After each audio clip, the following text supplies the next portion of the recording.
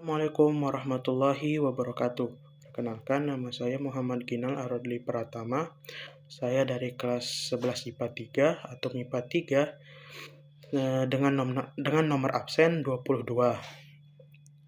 Hari ini saya akan menjelaskan materi saya tentang peran tokoh Islam pasca kemerdekaan.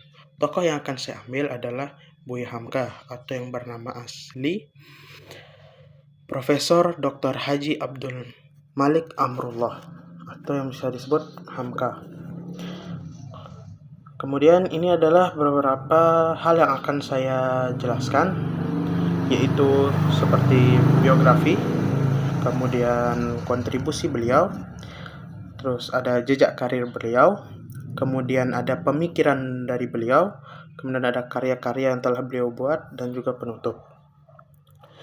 Baiklah, pertama-tama kita akan masuk ke dalam materi biografi. Buya Hamka atau Abdul Malik Karim Amrullah lahir di Kampung Malik Maninjau, Sumatera Barat pada 17 Februari 1908. Ia merupakan putra dari pasangan Abdul Karim Amrullah dan Siti Safiah. Kemudian kehidupan pribadi Hamka dididik penuh dalam ajaran Islam karena ayahnya seorang ulama di tanah Minangkabau, sementara ibunya berlatar dari keluarga seniman.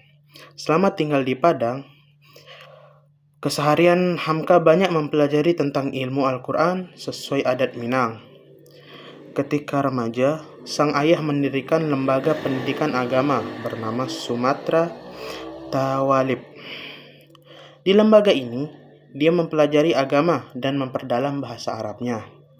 Hamka juga pernah mengikuti pengajaran agama di surau dan masjid yang diberikan beberapa ulama terkenal seperti Syekh Ibrahim Musa, kemudian ada Syekh Ahmad Rashid, kemudian ada Sultan Mansur, Raden Mas Sujapratnata, dan Ki Bagus Hadikusuma.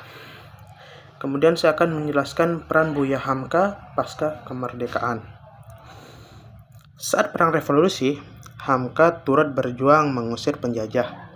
Lewat pidato, ia mengobarkan semangat para pejuang untuk merebut kedaulatan negara.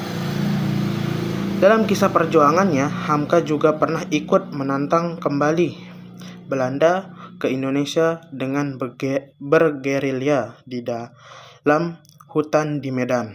Selain didorong rasa cintanya pada tanah air yang demikian besar, semangat perjuangan Hamka juga senantiasa berkobar tiap kali mengingat pesan ayahnya yang diucapkan ketika Muktamar Muhammadiyah tahun 1930 di Bukit Tinggi, yaitu adalah ulama harus tampil ke muka masyarakat, memimpinnya menuju kebenaran. Kemudian, Hamka juga aktif dalam gerakan Islam melalui organisasi Muhammadiyah. Beliau mengikuti pendirian Muhammadiyah mulai dari 1925 untuk melawan khurafat, bid'ah, tarekat, dan ilmu kebatinan sesat di Padang Panjang. Hingga tahun 1946, Hamka terpilih menjadi Ketua Majelis Pimpinan Muhammadiyah di Sumatera Barat dalam Konferensi Muhammadiyah menggantikan Sultan Mangkuto tahun 1953. Hamka terpilih sebagai penasihat pimpinan Pusat Muhammadiyah tanggal 26 Juli 1977. Menteri Agama Indonesia saat itu, Profesor Dr. Mukti Ali, melantik Hamka sebagai Ketua Umum Majelis Ulama Indonesia untuk pertama kali. Kemudian materi selanjutnya adalah jejak karir Buya Hamka. Buya Hamka diketahui pernah berkarir di banyak bidang, terutama yang berkaitan dengan penulisan dan agama Islam. Setelah pulang dari Mekah, Hamka bekerja sebagai penulis di majalah Pelita Andalas, Medan, Sumatera Utara. Ia pun banyak membuat karya tulisan dan artikel. Usai menikah dengan Siti Raham, Buya Hamka aktif berkecimpung dalam kepengurusan Muhammadiyah dan menjabat sebagai Ketua Cabang Padang Panjang. Karirnya semakin meluas karena nama Abdul Malik Karim Amrullah dipilih menjadi Ketua Umum Majelis Ulama Indonesia atau yang biasa disebut sebagai MUI.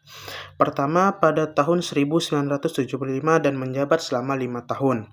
Tahun-tahun sebelumnya ia juga pernah memimpin anggota Majelis Darurat pada masa pendudukan Jepang untuk menangani persoalan pemerintahan dan Islam. Kita akan masuk ke materi selanjutnya, yaitulah pemikiran dari Buya Hamka. Menurut Buya Abdul Malik Karim Amrullah atau Buya Hamka, pendidikan Islam adalah upaya untuk mengisi intelektual peserta didik dengan sejumlah ilmu pengetahuan karena agamalah yang membuka pintu pikiran, menyuruh menjalankan akal dan pendapat di dalam segala perkara dari hal alam dan dari hal manusia, bekas nikmat Tuhan, anugerah kekuasaan gaib.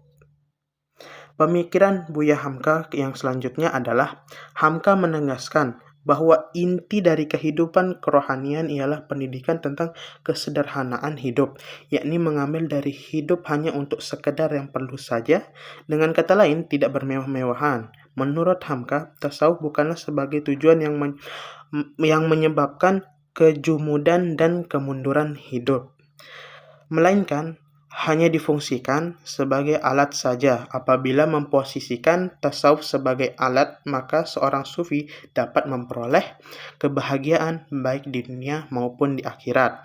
Untuk memperoleh kebahagiaan sejati, sufi memperhatikan unsur-unsur duniawi seperti harta, keluarga, kesehatan badan atau jasmani, dan kehormatan di dalam kehidupan bermasyarakat. Hal ini jelas bertolak belakang dengan kecenderungan kaum sufi yang menganggap dunia dengan segala isinya adalah penghambat untuk dapat dekat atau kenal dengan Tuhan yang merupakan puncak kebahagiaan bagi para sufi. Baiklah, setelah itu saya akan menjelaskan atau akan memberitahu karya-karya dan gelar dari Buya Hamka. Hamka menghasilkan beberapa karya ilmiah dan sastra seperti novel maupun cerpen.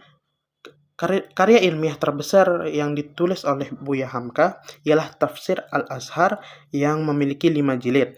Sedangkan novel yang melambungkan namanya hingga ke Malaysia dan Singapura yaitu Tenggelamnya Kapal Van der Wijk, Di Bawah Lindungan Ka'bah, dan Merantau ke Delhi. Hamka pernah menerima beberapa anugerah seperti Dr. Honoris Causa dari Universitas Al-Azhar Kairo tahun 1958 dan Universitas Kebangsaan Malaysia tahun 1958, serta gelar Datuk Indono dan Pangeran Wiroguno dari pemerintah Indonesia atas jasanya pada negara. Hamka mendapat penghargaan Bintang Mahaputra Utama tahun 1993. Berikut adalah karya ilmiah Buya Hamka. Yang pertama adalah Tafsir Al-Azhar.